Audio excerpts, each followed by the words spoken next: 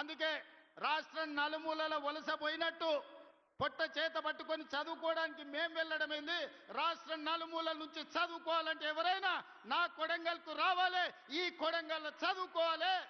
ఎవరైనా గొప్ప చదువు చదవాలి అంటే, గొప్ప చదువు వాళ్ళ పిల్లలు చదవాలంటే తల్లిదండ్రులు అయ్యా పిల్లగాన్ని కొడంగల్ పంపించారు, మంచిగా చదువుకుంటాడు, మంచి చదువులు చెప్తారు కొడంగల్ అని రాష్ట్రం నలుమూలల అమ్మలు మాట్లాడుకోవాలని ఇవాళ కొడంగల్ నియోజకవర్గానికి ఒక ఎడ్యుకేషన్ క్యాంపస్నే తీసుకొచ్చినాం.